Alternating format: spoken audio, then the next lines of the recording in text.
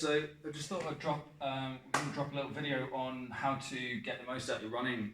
So a lot of people are obviously doing and picking up running again in lockdown, or they might be increasing their volume and stuff in lockdown.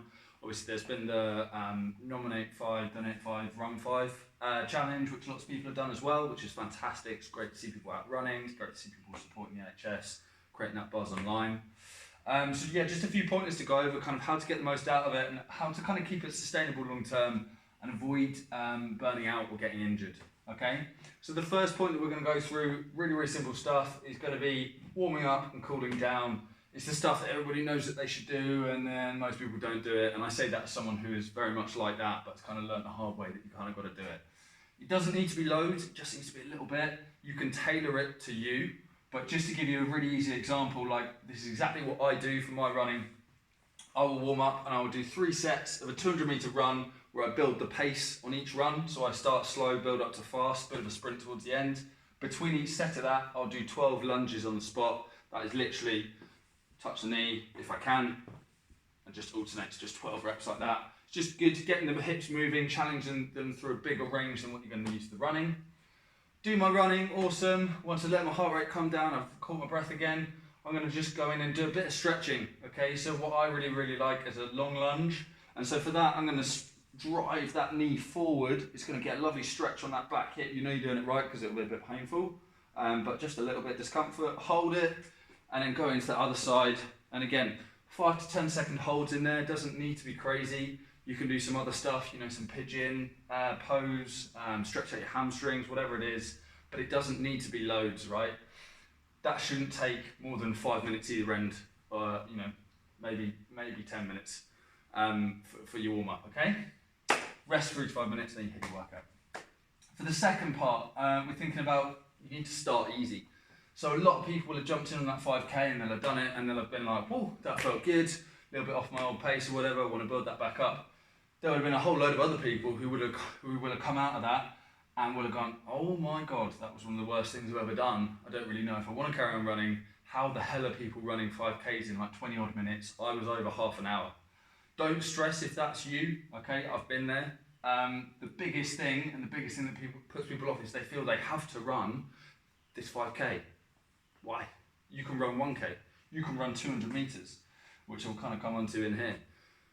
It's all about, if you've never done running before, 5k is a monumental amount of volume, okay? So don't worry about 5k, worry about 1k, and then maybe 1.1k, and do that for a couple of weeks, all right?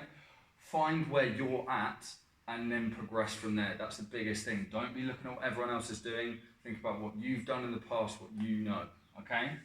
When I start running again, when I haven't been running for a while, I'll normally start with like 2 to 3k's worth in the first couple of weeks, genuinely.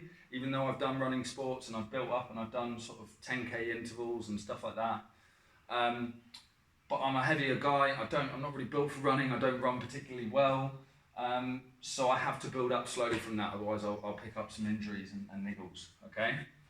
Third one that leads into that is progress slowly. So again, a lot of people will be like, yeah, cool, I'll smash out that 5k, that felt good. All right, sweet, let's do 6k, and then 7.5k, and then 10k, and then a half marathon.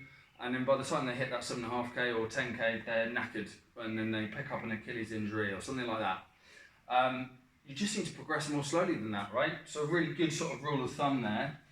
Early on, especially if you're very new, you might find you want to start quite easy. So you might need to go like 4 sets of 200 meters with a minute of rest in between, or 2 minutes depending. Okay, easier than that. If you're fairly overweight and you've never done running, you need to start with some walking. Okay, so just get out and walk. Okay, then you can build to sort of jogging for like 10-15 seconds and then walking again. All right, and then next week you might jog for 15 to 20 seconds. Further down that line, you can be building that up. You can build the duration that you're running for. So you might go from 4 sets of 200 meters to 6 sets of 200 meters to 8 sets to then 4 sets of 400 meters, etc. For the sort of guys more in there and they're in sort of like the K intervals and the 5k intervals and things like that, don't progress your volume by more than 10 to 15% per week. Okay, and that might feel like it's not that much, and it isn't. That's kind of the point, right? Because your body can't handle suddenly just jumping in loads of sessions, all right? Again, kind of coming back to here, if you've never run before, once a week is plenty. All right. If you've done a bit of running, if you're considering going into twice a week, you need to actually spread your volume between those 2 days. So rather than going, oh, I've run a 5K one day, I'm now going to do that twice a week. Really what you should do is maybe do a 3K and a 3K.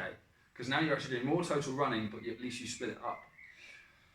And for most people, I really wouldn't actually recommend running much more than that unless you're a really serious runner and you're not doing too much other training, okay? Because the impact can be quite significant on your joints.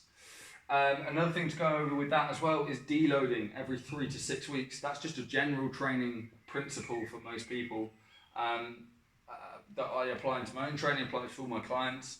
And that's just, again, acknowledging that if we are pushing the training, which we should be to a certain degree, then every now and then we need to give our body rest and recovery, because it's the stress of the training plus the recovery that makes us better.